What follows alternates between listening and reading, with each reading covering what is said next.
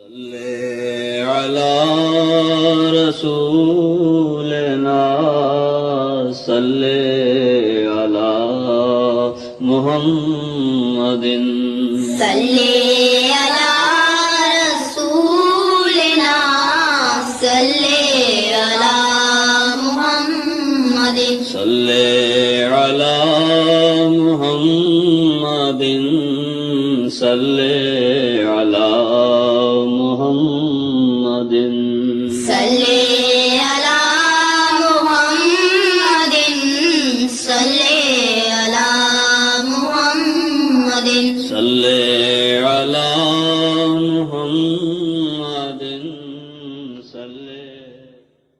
الله أكبر الله أكبر الله أكبر الله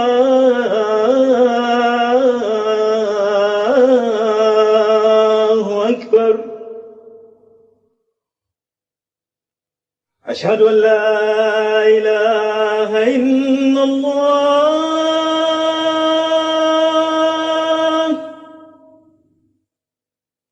أشهد أن لا إله إلا الله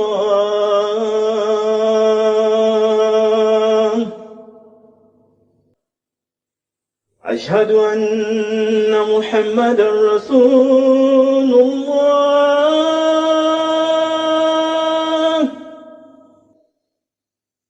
أشهد أن محمدا رسول الله.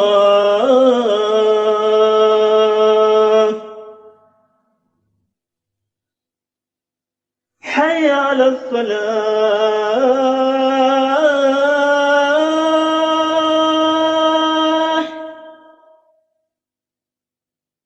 حي على الفلاح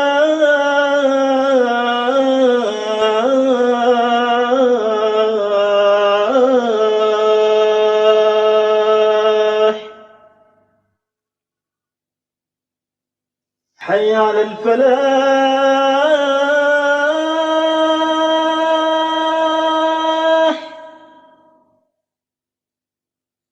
حي على الفلاح.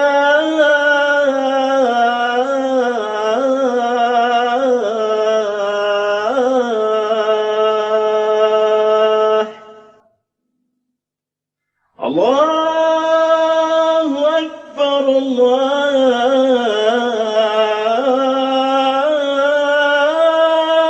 الله أكبر. لا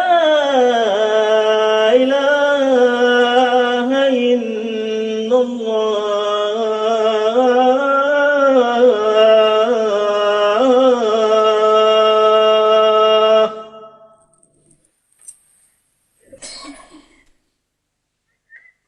أشهد أن لا إله إلا الله وحده لا شريك له وأشهد أن محمدا عبده ورسوله. أما بعد فأعوذ بالله من الشيطان الرجيم. بسم الله الرحمن الرحيم. الحمد لله رب العالمين الرحمن الرحيم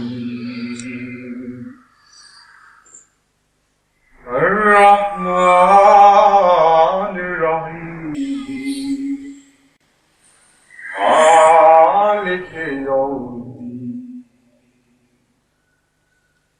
إياك نعبد وإياك نستعين اهدنا الصراط المستقيم صراط الذين أنعمت عليهم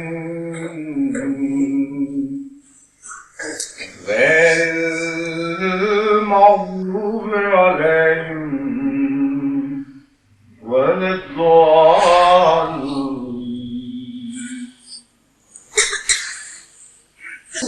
يوم ندعو كل أناس بإمامهم فمن أوتي كتابه بيمينه وأولئك يقرؤون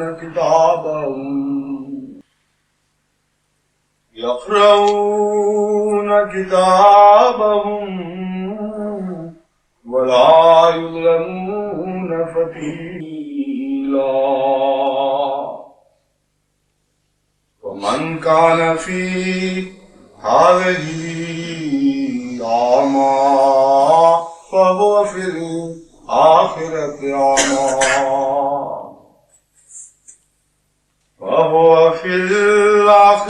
أعمى وأضل سبيلا. وإن كادوا ليفتنونك عن الذي أوحينا إليك لتفتري علينا غيره وإذا لاتخذوك خليلا. ولولا أن ثبتناك لقد كدت تركن إليهم شيئا قليلا. إذا لأذقناك ضيف الحياة وضيف الممات ثم لا تجد لك علينا وكيلا. وإن كادوا ليستفزونك من الأرض ليخرجوك منها وإذا لا يلبثون خلافك إلا قليلا. سنة من قد أرسلنا قبلك من رسلنا ولا تجد لسنتنا تحويلا.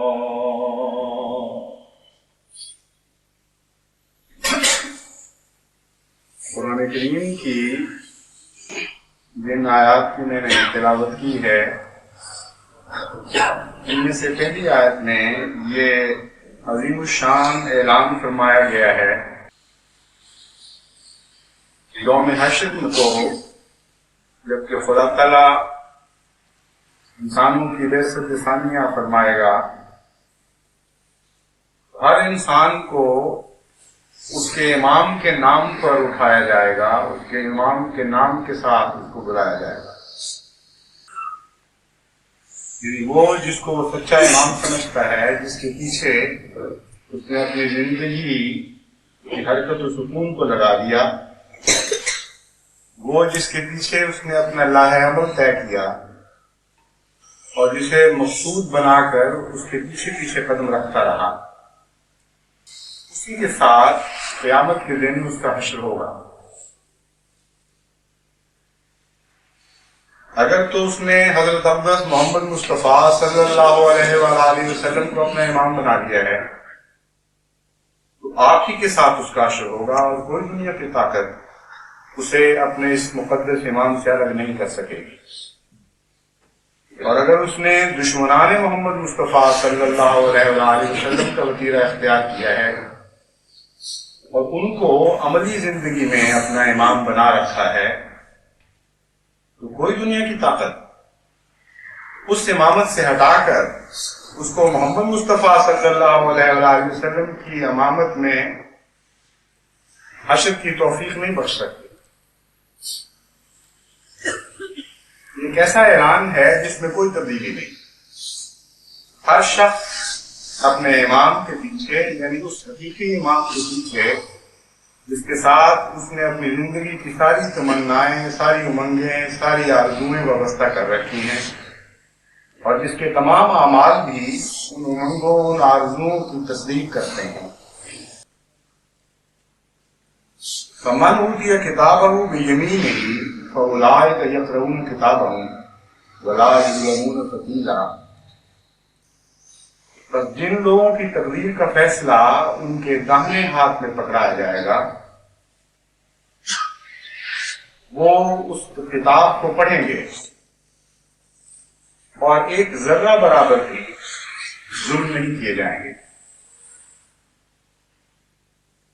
یمین سے مراد وہ ائمہ ہیں جو حقیقی مذہبی ائمہ ہیں،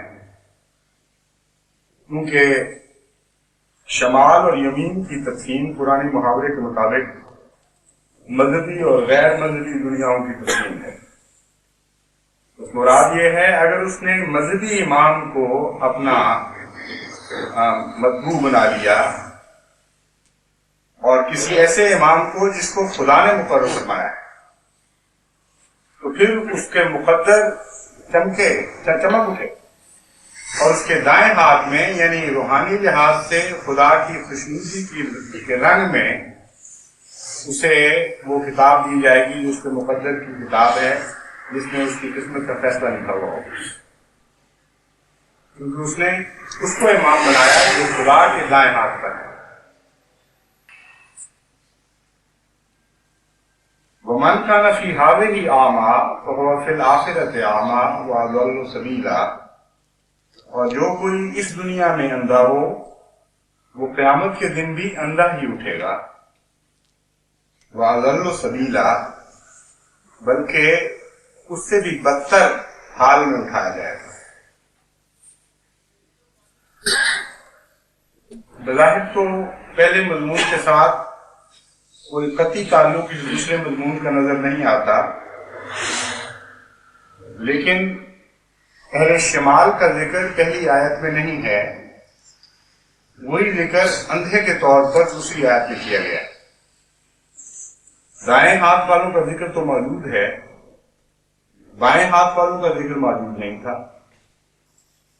اور اندھے کے طور پر ان کا اب ذکر چلا ہے، اور یہ تعلق اولئک یقرؤون کتابہم سے پیدا ہوا ہے۔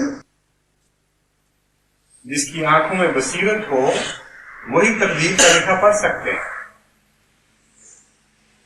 اور جن کی آنکھوں میں بصیرت نہ ہو وہ کچھ بھی پڑھ نہیں سکتے۔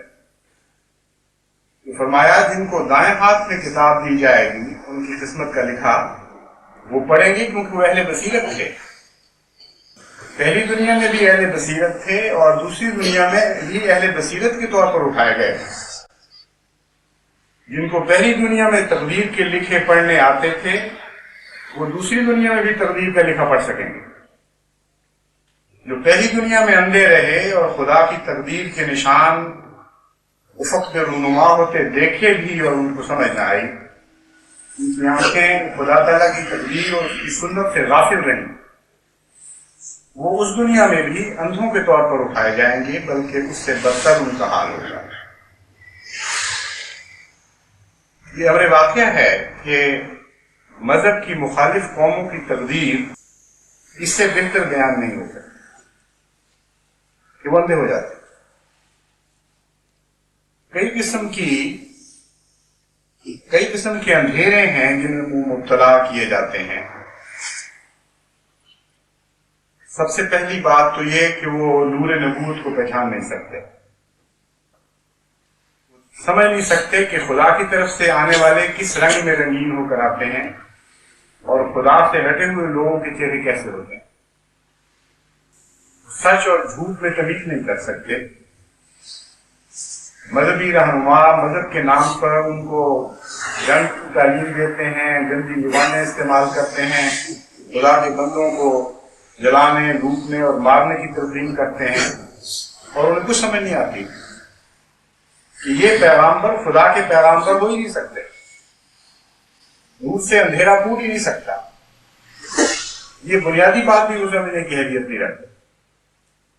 اور چونکہ وہ بصیرت سے عاری ہو جاتے ہیں، اس لیے نہ صرف یہ کہ روحانی بصیرت سے عاری ہوتے ہیں بلکہ دنیاوی بصیرت سے بھی عاری ہو جاتے ہیں.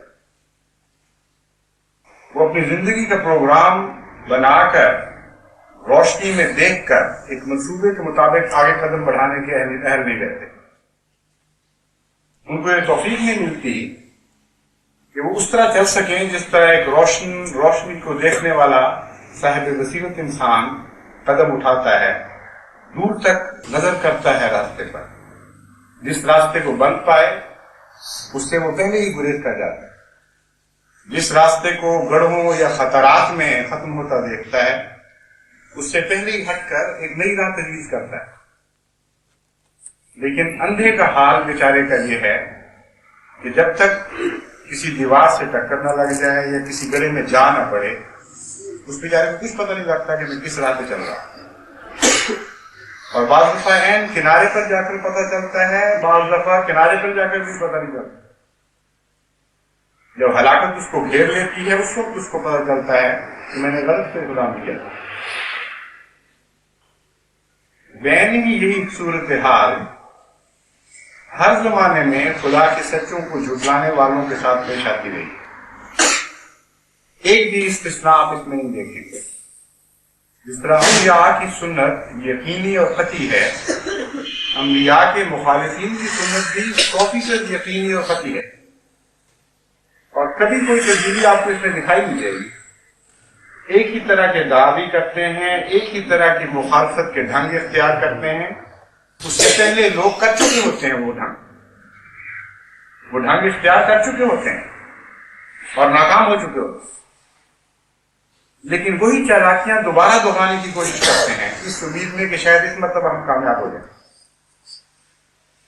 یہ اندھے ہیں جن کی نہ ماضی پر نظر ہے نہ مستقبل پر نظر ہے. اندھا تو نہ آگے دیکھ سکتا ہے نہ پیچھے دیکھ سکتا ہے. تو بین یہی حال انبیاء کو جھٹلانے والی قوموں کے ہو جاتے ہیں. نہ وہ تاریخ سے سبق حاصل کر سکتے ہیں، یعنی ماضی میں مڑ کے دیکھ نہیں سکتے، اور نہ وہ ایسا منصوبہ بنا سکتے ہیں جو ان کے مستقبل کو روشن کر دے. ان کا اگلا قدم بھی ہلاکت کا قدم ہے اور ان کا پچھلا قدم بھی ہلاکت کا قدم ہے، اور عقلوں سے فراری ہو جاتا ہے. یہی حال اس زمانے میں ہم نے حضرت مسیح موعود علیہ السلام کو جھٹلانے والوں کو پایا، اور جو کچھ شکوک پہلے رہ گئے تھے باقی وہ اس تحریک نے پوری طرح مکمل کر دی. اب کوئی ایسا رنگ نہیں ہے جو مخالفین انبیاء کا آپ کو تاریخ مذاہب میں نظر آئے جو انہوں نے اپنے اوپر چڑھا نہ لیا ہو. کوئی ایسا ظلم کا داغ نہیں ہے، کوئی ایسا سرخ نشان نہیں ہے مظالم اور ستم کا، ظلم و ستم کا، جو انہوں نے جماعت احمدیہ کے اوپر لگانے کی کوشش نہ کی. ابھی حال ہی میں کلمہ مٹانے کی ایک تحریک چلائی گئی جو آج تک بھی بڑے زور شور سے جاری ہے، اور مطالبات ہو رہے ہیں کہ اگر حکومت نہیں مٹائے گی تو ہم مٹا دیں گے، اور حکومت ان سے بڑھ بڑھ کے مٹانے کی کوشش کر رہی ہے. لیکن اتنے اندھے ہیں کہ ان کو یہ سمجھ نہیں آ رہی کہ کلمے سے ایک ایسی محبت مسلمان کو ہے کہ جاہل سے جاہل آدمی کے دل میں بھی کلمے کی محبت لکھی ہوئی، خواہ وہ فاسق فاجر ہو، خواہ وہ رشوتیں لینے والا ہو، رشوتیں دینے والا ہو، ظلم سے مال لوٹنے والا ہو، عبادت کے کبھی قریب نہ پھٹکا ہو، سارا دن ذکر الہی کی بجائے گندی گالیاں دیتا ہو، لیکن نام اگر مسلمان ہے اس کا تو کلمے سے اس کو محبت. شیعہ ہو یا سنی ہو یا خارجی ہو، کوئی نام بھی اس کا رکھ لے. کلمہ ایک ایسی بنیادی حقیقت ہے جس سے ہر مسلمان طبعاً اور فطرتاً پیار کرتا ہے. چنانچہ یہی نتیجہ اس کا نکلا. وہ اپنی قوم کی ہاتھ پر اس میں سے ہونے کے باوجود نبض نہیں رکھ سکے، نبض پر ہاتھ نہیں رکھ سکے، اور نتیجہ یہ نکلا کہ وہ ایک غلط فیصلہ کر بیٹھے اور کلمے کو مٹانے کی جو تحریک آگے بڑھ رہی ہے اس کا شدید رد عمل ان علماء کے خلاف پیدا ہوا۔ چنانچہ تازہ اطلاعات کے مطابق سنوڈ کے عوام میں جو ہماری مخالفت کا ڈر ہے ہمیشہ سے چلا آیا ہے، بلکہ اس بات پہ فخر کرتا ہے کہ سب سے زیادہ شدید مخالف شہر ہے۔ سنوڈ کے عوام میں مولویوں کی کلمہ مٹانے کی تحریک کے خلاف شدید رد عمل پیدا ہوا، اور اس پر علماء نے سنوڈ میں باتیں کی کہ ہم سے منصوبہ بندی میں غلطی ہو گئی، اور وہ غلطی یہ تھی کہ ہم نے پہلے لوگوں کو کلمہ مٹانے کے اوپر آمادہ نہیں کیا پوری طرح۔ یہ تحریک پہلے چلانی چاہیے تھی کہ کلمہ مٹانے میں حرج کوئی نہیں، اور وہ احترام جو کلمے کا مسلمان کے دل میں تھا پہلے اس کو مٹانا چاہیے، پھر جا کر یہ تحریک چلاتے تو بہت کامیاب ہوتے۔ اب اس کو جہل مرکب اگر نہ کہیں تو اور کیا کہہ سکتے ہیں؟ یعنی احمدیوں سے کلمہ چھیننے کی خاطر ہر مسلمان کے دل سے کلمے کا احترام مٹانا پڑے گا، اور اس کے لیے یہ تیار ہو چکے۔ اس سے بڑی ہولناک تباہی اور کیا ہو سکتی ہے؟ اس سے زیادہ خوفناک روحانی خودکشی اور کیا ہو سکتی ہے؟ سوائے اس کے کہ روحانی آنکھ کا اندھا ہو۔ سی بات بھی انسان کو نظر نہ آئی، کیسے ہو سکتا؟ بہرحال نہ صرف یہ کہ یہ تیار ہیں اس کام کے لیے، بلکہ ایسے دلائل تجویز کر رہے ہیں جن کے نتیجے میں ان کو یقین ہے کہ آخر مسلمان کے دل سے کلمے کی محبت اٹھ جائے گی، اور جو احترام ذرا سا باقی رہ گیا ہے، جو اوٹ رہ گئی ہے باقی، جو حیا اور شرم کا پردہ ہے، وہ بھی تار تار ہو جائے۔ اور ایک ان کے علماء میں سے جو بظاہر ان میں سے سب سے زیادہ پڑھے لکھے ہیں اور پی ایچ ڈی بھی کہلاتے ہیں، انہوں نے ایک عظیم الشان تقریر کی ہے، ایک ترکیب سوچی ہے جس کے نتیجے میں ان کا خیال ہے کہ سارے مسلمان اب کلمہ مٹانے پر آمادہ ہو گئے، اور وہ ترکیب ان کو یہ سوجی ہے کہ حضرت صلی اللہ علیہ وآلہ وسلم نے صلح حدیبیہ کے موقع پر ان کے بیان کے مطابق کلمہ مٹا دیا، بس یہ سنت رسول ہے کلمہ مٹانا، اور نتیجہ یہ نکالا کہ چونکہ بے محل تھا وہ کلمہ، اس لیے سنت رسول سے ثابت ہوا کہ جہاں بے محل کلمہ دیکھو اس کو مٹا دو۔ حضرت مسیح موعود علیہ السلام فرماتے ہیں آنکھ کے اندھوں کو حائل ہو گئے 100 حجاب، اس ایک بات میں بھی 100 حجاب حائل ہیں، تب جا کر ایسی بات کی جاتی ہے۔ جہل ہے اور جہل مرکب ہے، ایک اندھیرے کا پردہ نہیں، پردے پر پردے پڑے ہوئے۔ سب سے پہلی بات یہ کہ وہاں تو کلمہ مٹانے یا کلمہ رکھنے کی بحث ہی کوئی نہیں۔ تاریخ اسلام کو یہ توڑ مروڑ کر اس کا حلیہ بگاڑنے پر کسی بھی بات نہیں آ رہا ہے۔ صلح حدیبیہ کا واقعہ مشہور و معروف ہر بچے کے علم میں ہے، اور ان کے علماء کو یہ پتہ نہیں کہ وہ قصہ کیا تھا۔ وہاں تو یہ بات چل رہی تھی کہ حضرت اقدس محمد مصطفیٰ صلی اللہ علیہ وآلہ وسلم کا معاہدہ ہو رہا تھا کفار سے صلح کا، اور تحریر میں یہ بات لکھی گئی کہ یہ معاہدہ مکے کے قریش کے درمیان اور محمد رسول اللہ کے درمیان ہے، کلمے کی کوئی بحث نہیں۔ اس پر وہ جو نمائندہ کفار مکہ کا آیا ہوا تھا اس نے کہا کہ دیکھو اگر محمد رسول اللہ کو ہم تسلیم کر لیں کہ محمد کی حیثیت رسول اللہ کی ہے تو ہم اتنے پاگل تو نہیں ہیں کہ تمہیں حج سے روکنے آئیں، تمہاری مخالفتیں کریں، تمہارے مقابل پر ایسا طوفان بدتمیزی وبا کر دیں، تو کم سے کم تھوڑی سی عقل کا حق تو ہمیں دو۔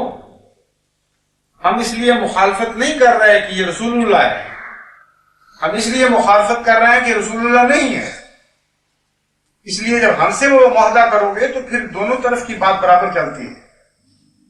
بحیثیت محمد ہم معاہدہ کرنے کے لیے تیار ہیں، بحیثیت رسول اللہ اگر ہم معاہدہ کریں گے تو خود اپنی ہلاکت کا سامان پیدا کر رہے ہیں، اپنی تحریر سے یہ ثابت کر دیں گے کیونکہ ہمارے بھی دستخط ہونے ہیں۔ وہ ہم اپنی تحریر سے ثابت کر دیں گے کہ اللہ کا رسول سمجھتے ہوئے ہم نے اس کی مخالفت کی. ایک نہایت معقول بات تھی, اس کو بڑی بڑی عمدہ بات تھی اس کے نقطۂ نگاہ.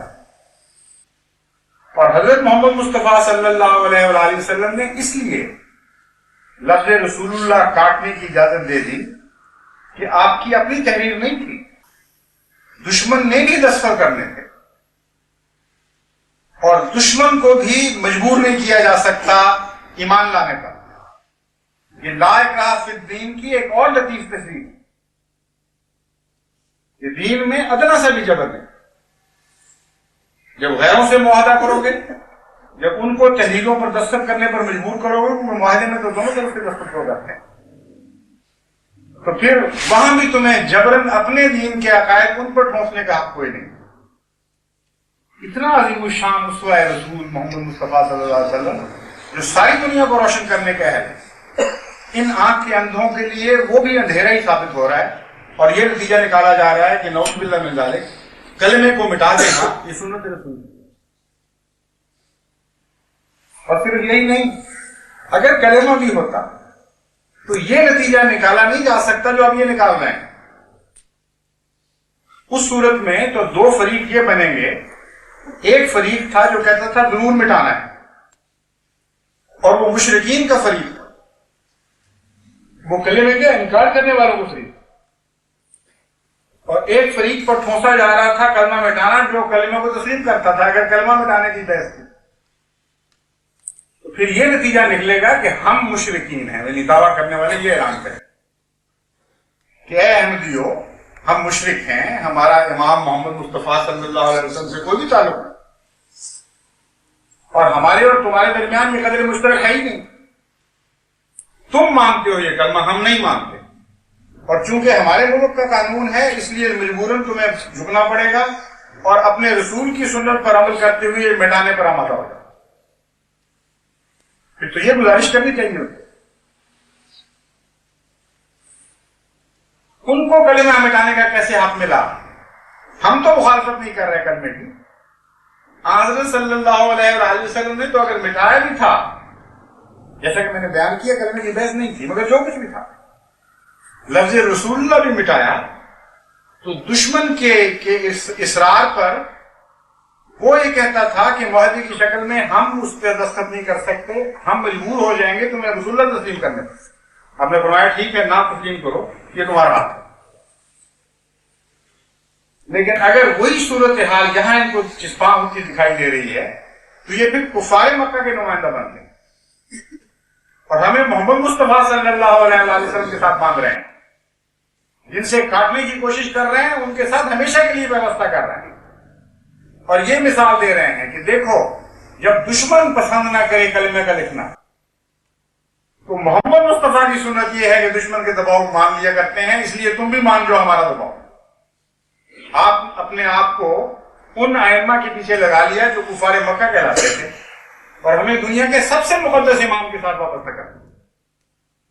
ان کے نقطۂ نگاہ سے دل کا قسمت الویزا بڑی بے وقوفوں والی تقسیم کی نہیں. اضل سبیلا حد سے زیادہ گمراہی کا لیبل ان کے اوپر چسپاں ہو جاتا ہے اس واقعے سے. اور امر واقعہ یہ ہے کہ مذہبی تاریخ میں یہ واقعہ پہلی دفعہ رونما ہو رہا ہے. ہمیشہ اختلاف کے نتیجے میں دباؤ ڈال کر چیزیں مٹائی جاتی ہیں, نقش مٹائے جاتے ہیں, اس لیے کہ ایک آدمی کو وہ نقش پسند ہے. خدا کے مخالفین نے خدا کے ماننے والوں پر دباؤ ڈالے, جو تم بات کہتے ہو خدا ایک ہے یہ ہمیں پسند نہیں ہے اس لیے مٹا دو. تم کہتے ہو کہ تمہارا رسول فلاں ہے یہ بات ہمیں پسند نہیں ہے اس لیے اس کو ختم کر دو. لیکن کبھی آج تک تاریخ عالم میں یہ واقعہ نہیں گزرا تھا کہ کسی قوم نے اپنے عقیدے کے اوپر ہاتھ صاف کرنے شروع کیے ہوں اور یہ کہہ کر دشمن کو مجبور کیا ہو کہ تم ہمارا عقیدہ تسلیم کر رہے ہو اس لیے اس کو مٹا دو. یہ تو ایسی بات ہے جیسے کہا جائے کہ ہمارے اپنے دل میں نہیں ہے تو تم کیا حق رکھتے ہو پھر اسے استعمال کرنے. ہمیں تو غصہ آتا ہے۔ ویسی بات ہے جیسے کسی نے کسی کو زبردستی کلمہ پڑھانے کی کوشش کی تھی، آخر کہا کہ اس بیچارے نے کہا اچھا ابھی قتل نہ کرو، پڑھا دو کلمہ۔ تو اس نے کہا شکر کرو بچ گئے تم، مجھے آپ نہیں کلمہ آتا۔ وہ دلیل تو لگ جاتی ہے یہاں۔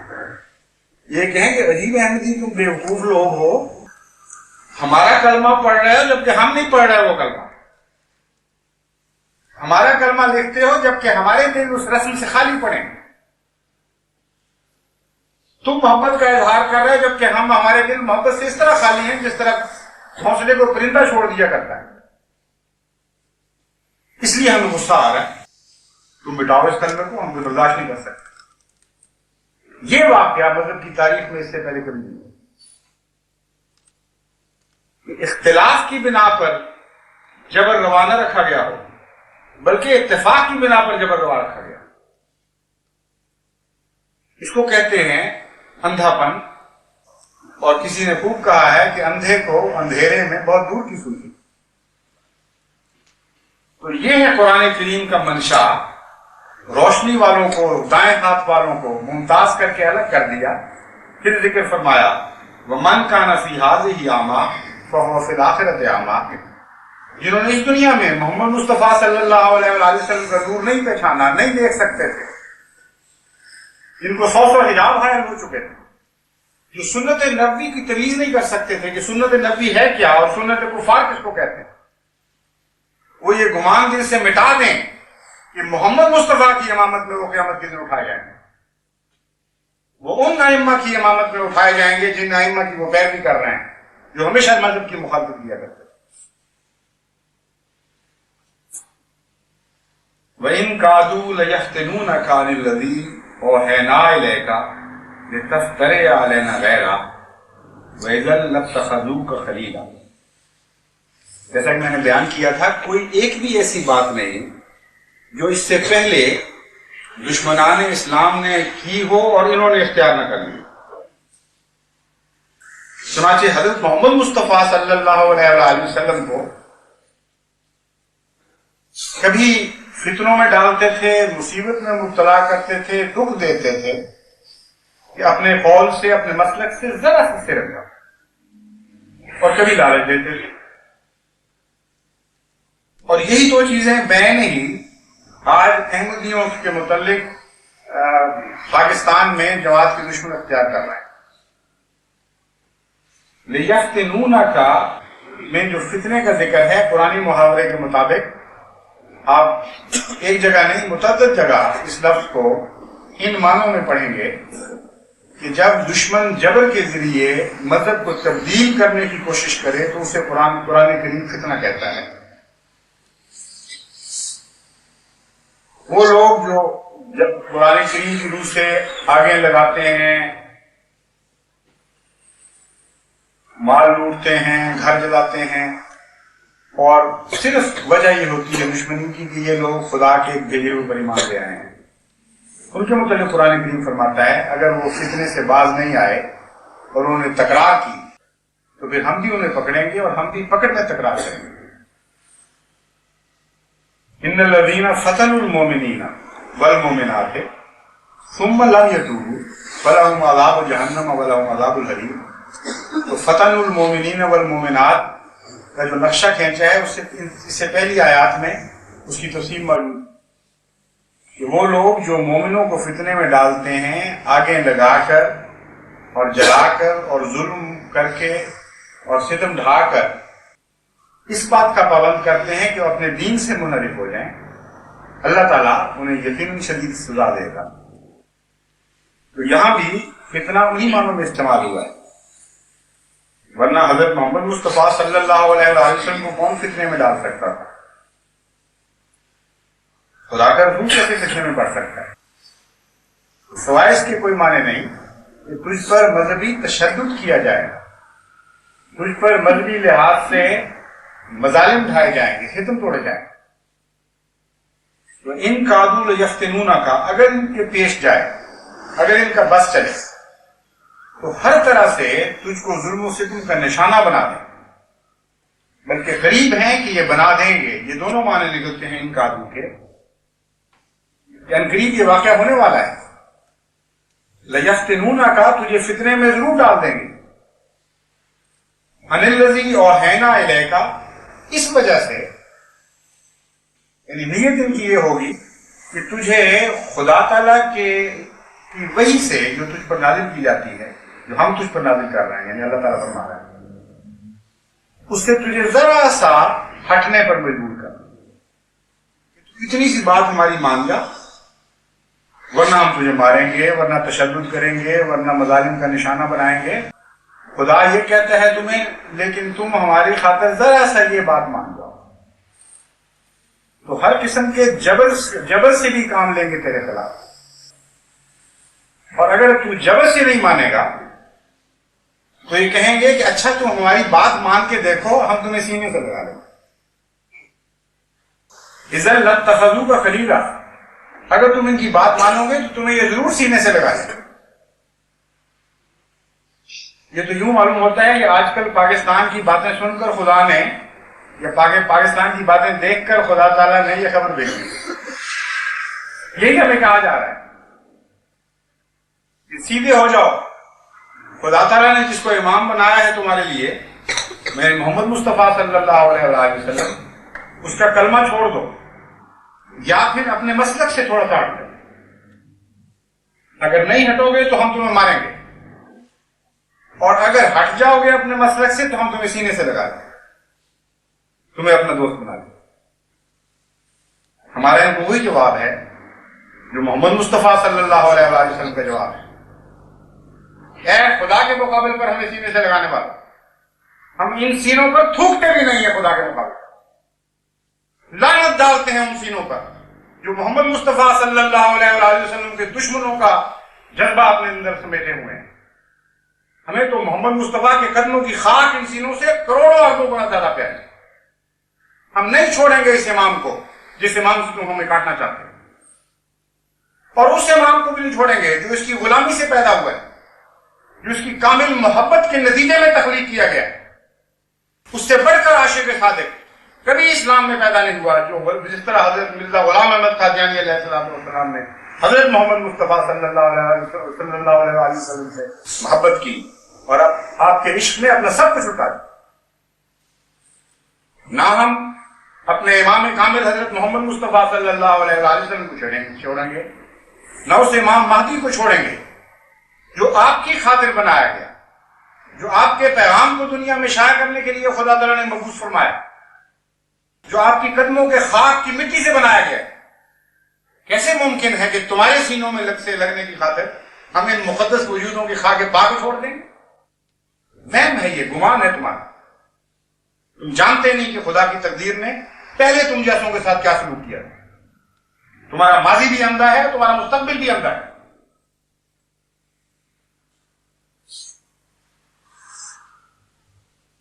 پھر خدا تعالیٰ فرماتا ہے وَلَوْلَا أَن ثَبَّتْنَاكَ لَقَدْ كِدتَّ تَرْكَنُ إِلَيْهِمْ شَيْئًا قَلِيلًا. اے محمد صلی اللہ علیہ وسلم ہم جانتے ہیں کہ تجھ پر دباؤ انتہائی شدید ہے. حد سے زیادہ مظالم توڑے جا رہے ہیں اور تنہا انسان کے بس کی بات نہیں ہے کہ وہ ثابت قدم رہ سکے ان باتوں. اگر ہم تجھے ثبات قدم عطا نہ فرماتے ہیں محمد صلی اللہ علیہ وسلم اور تیرے غلاموں کے قدموں کو قائم نہ فرماتے تو ہو سکتا تھا کہ تم کچھ نہ کچھ اپنے مسلک سے سر جاتے.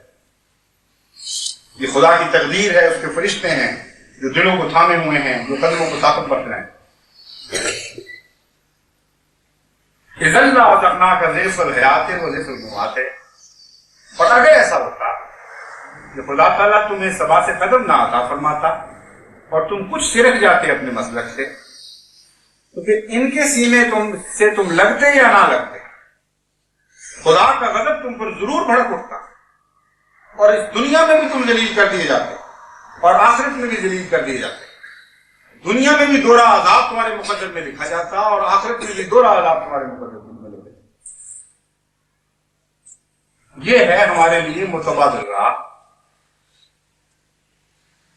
اس ادنا سے ادنا ایمان والا احمدی بھی ان دو متبادل رستوں کو دیکھنے کے بعد جو کلام الہی نے ہم پر روشن فرمائے، ایک لمحہ کے لیے بھی یہ فیصلہ نہیں کر سکتا کہ دنیاوی سینوں سے لڑنے کی خاطر خدا کے سینوں سے الگ ہو جائے اور خدا کے غضب کا مورد بن جائے۔ اللہ تعالیٰ فرماتا ہے ایسے حالات میں جب کہ دشمن ارتداد پر مجبور کرتا ہے، لالچ دے کر بھی اور ظلم و ستم ڈھا کے، تم خدا سے ثبات قدم مانگو، تم دعائیں کرو کہ ربنا افرغ علینا صبرا وثبت اقدامنا وانصرنا علی القوم الکافرین، کیونکہ ثبات قدم میں تمہارے دعوی سے نصیب نہیں ہو سکتا۔ اتنے شدید دباؤ بڑھ جایا کرتے ہیں بعض دفعہ کہ ایک مومن کے پاؤں بھی کچھ نہ کچھ سے رکھنے لگتا ہے۔ فرمایا اس لیے مجھ سے مانگو ثبات قدم، وہ بھی میں ہی تمہیں عطا کروں، کیونکہ اگر تم نے ثبات قدم مجھ سے نہ مانگا یا میں نے تمہیں ثبات نہ بخشا تو پھر جانتے ہو کہ اس کے متبادل کیا ہے، غیر تمہیں سینے سے لگا رہا ہوگا اور ہم تمہاری دنیا بھی نیست و نابود کر دیں گے اور تمہاری آخرت بھی نیست و نابود کر دیں گے۔ ان سینوں سے لگو گے جو مٹائے جانے کے لیے بنائے گئے، جن کی تقدیر میں ہلاک ہونا لکھا گیا ہے۔ کیا رہ جائے گا تمہارا؟ دنیا کی خاطر ہمیں چھوڑنے والوں کو دنیا بھی نہیں ملا کرتی۔ یہ ہے متبادل تقدیر جو قرآن کریم میں روشن فرما دی ہے۔ بس بادشاہ ہو یا غیر بادشاہ، خدا نے حضرت مسیح موعود علیہ السلام کو خبر دے رکھی ہے کہ بادشاہ ہو یا غیر بادشاہ، اگر تیری مخالفت پر اٹھے گا تو کاٹا جائے۔ یہ وہ تقدیر ہے جو نہیں بدل سکتی۔ چنانچہ اللہ تعالیٰ فرماتا ہے وَإِن كَادُوا لَيَسْتَفِزُّونَكَ مِنَ الْأَرْضِ لِيُخْرِجُوكَ مِنْهَا وَإِذًا لَا يَلْبَثُونَ خِلَافَكَ إِلَّا قَلِيلًا، کہ ہم جانتے ہیں کہ تم نہیں مانو گے ان کی بات، ہمیں علم ہے کہ کیسے کیسے بندے محمد مصطفیٰ صلی اللہ علیہ وسلم اور ان کے غلاموں کی صورت میں ہماری عبادت کے لیے پیدا ہوئے ہیں۔ اس قوم کے کردار کو ہم جانتے ہیں، یہ پیچھے اپنے والی قوم نہیں ہے۔ پھر دشمن کیا کرے گا؟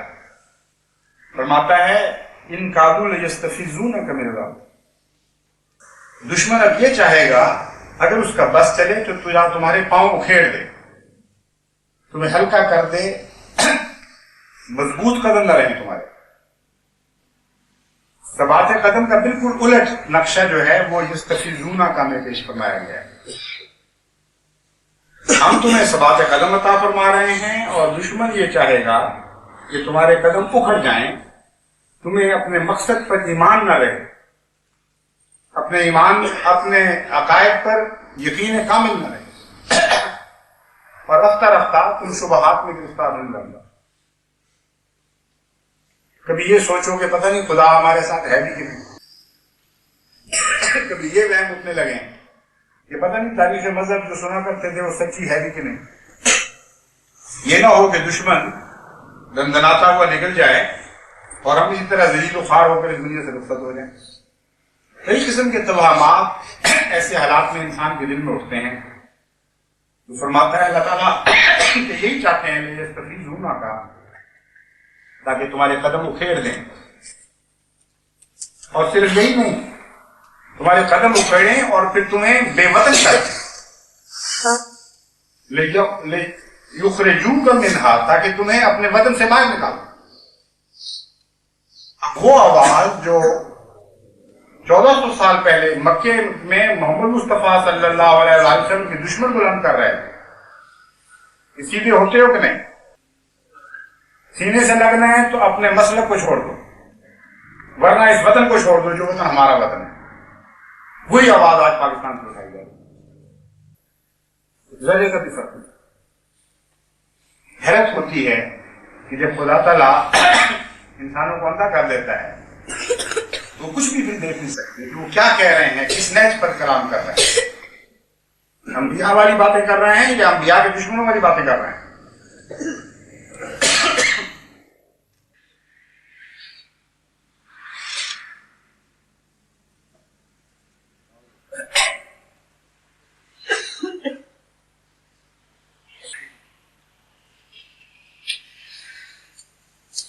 فرماتا ہے لِيُخْرِجُوكَ مِنْهَا وَإِذًا لَا يَلْبَسُونَ خِلَافَكَ إِلَّا قَلِيلًا.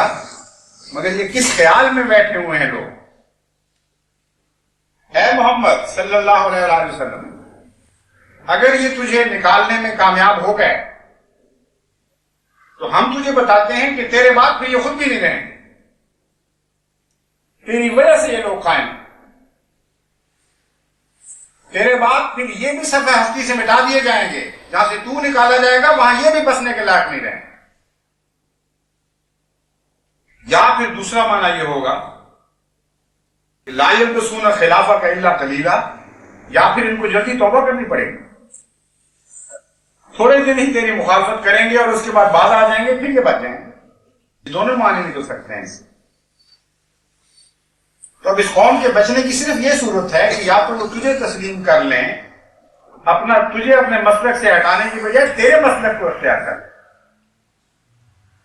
اور پھر اللہ تعالیٰ ان کو بچا دے گا، ان کے لیے نجات کے سامان پیدا فرمائے گا. اگر نہیں تو ظلم کی راہ سے نکالنے والوں کے لیے ان کے اپنے وطن کی زمین تنگ کر دی جائے. سنت من قد ارسلنا قبلک من رسلنا ولا تجد لسنتنا تحویلا. یہ وہ سنت ہے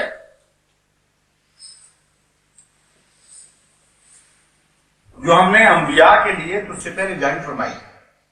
اللہ تعالیٰ حضرت محمد مصطفیٰ صلی اللہ علیہ وآلہ وسلم کو مخاطب کر کے فرما رہا ہے کہ ہم جو یہ باتیں کہتے ہیں یہ کوئی نئی بات نہیں ہے، ہمیشہ سے اسی طرح ہوتا چلا ہے. ہمیشہ سے انبیاء نے یہی طریق اختیار کیا جو تو نے اختیار کر رکھا ہے، صبر اور خدا سے دعاؤں کے لیے ثبات مانگنے کا طریق. اور ہمیشہ سے مخالفین نے یہی دھمکیاں دیں اور یہی طریق اختیار کیے. کبھی وہ کہتے تھے کہ ہٹ جاؤ اور ہمارے سینوں سے لگ جاؤ، کبھی وہ کہتے تھے کہ ہم ظلم و تشدد کی انتہا کر دیں گے. اور جب دونوں باتوں میں پیش نہیں جاتی تھی وہ یہ کہا کرتے تھے کہ اچھا پھر تمہیں ہم اپنی زمین سے نکال دیں گے، پھر یہاں تمہارے لیے کوئی گنجائش نہیں. خدا فرماتا ہے پہلے بھی ایسے لوگ آئے تھے اور ان کے مقابل پر انبیاء کے حق میں جو سنت ہم نے جاری فرمائی وہی سنت اب بھی جاری ہو.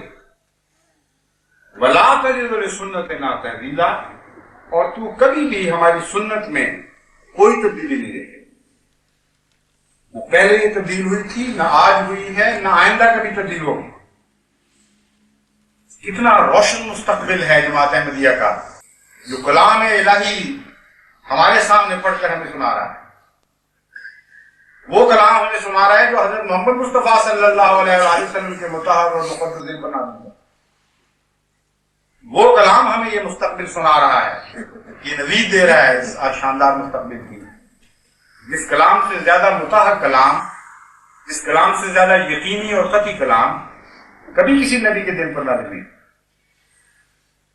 وہ کلام جس کا پہلا دعویٰ یہی ہے لا ریب فیہ، کوئی شک کسی قسم کی وہم کی گنجائش تک نہیں. لیکن سوال یہ پیدا ہوتا ہے کہ یہ تو حضرت محمد مصطفیٰ صلی اللہ علیہ وآلہ وسلم مخاطب ہیں، ہم تو ادنا چاکر آپ کے غلامان در کے بھی غلامان در کے بھی غلام ہیں. ہمیں کیسے یقین ہو کہ خدا کا یہ طریق جو انبیاء کے ساتھ جاری ہے وہ ہمارے ساتھ بھی ہوگا؟ کیسے یہ کامل یقین رکھ سکتے ہیں کہ وہ غیر مبدل سنت جو اللہ تعالیٰ اپنے انبیاء کی محبت میں ان کی غیرت کے لیے دکھایا کرتا ہے آج ہم ادنا غلاموں کے لیے بھی ویسے ہی دکھائے گا؟ یہ ایک سوال باقی رہ جاتا ہے.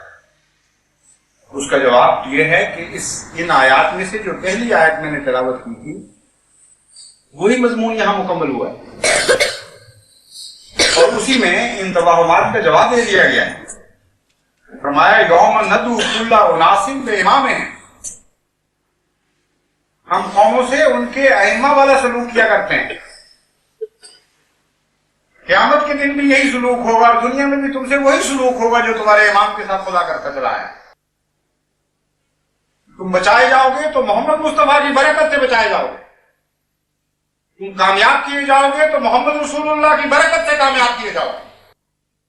تم دونوں جہانوں میں سرخرو بنائے جاؤ گے تو اپنے آقا و مولا محمد مصطفیٰ کے قدموں کی برکت سے دونوں جہانوں میں سرخرو بنائے جاؤ گے. بس اس امام کو کبھی نہ چھوڑنا، اس امام کو کبھی نہ چھوڑنا. اس میں دنیا کی فلاح بھی تمہارے لیے وابستہ ہے اور آخرت کی فلاح بھی اسی میں ملک.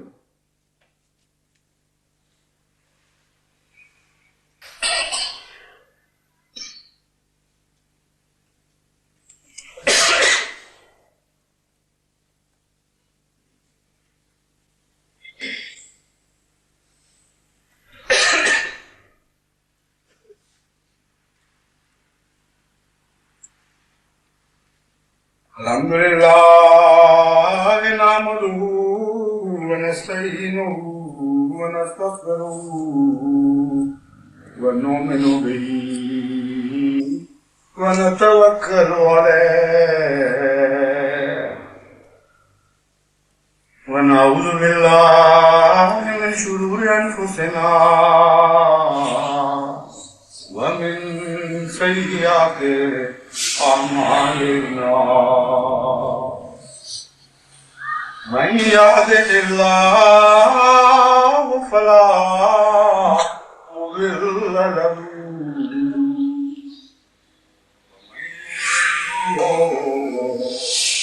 فلا هادي له ونشهد أن لا إله إلا الله وحده لا شريك له ونشهد أن محمدا عبده ورسوله. جنازہ رائب کے لیے درخواست آئی تھی، کس کا تھا وہ؟ شام سے میرے یہاں نہیں، وہ بعد میں مغرب عشاء کی بات کروں گا. عباد اللہ رحمکم اللہ ان اللہ یامر بالعدل والإحسان وإیتاء ذی القربى وینہی عن الفحشاء والمنکر والبغی یعظکم لعلکم تذکرون. اذکروا اللہ یذکرکم وادعوہ یستجب لکم ولذکر اللہ اکبر.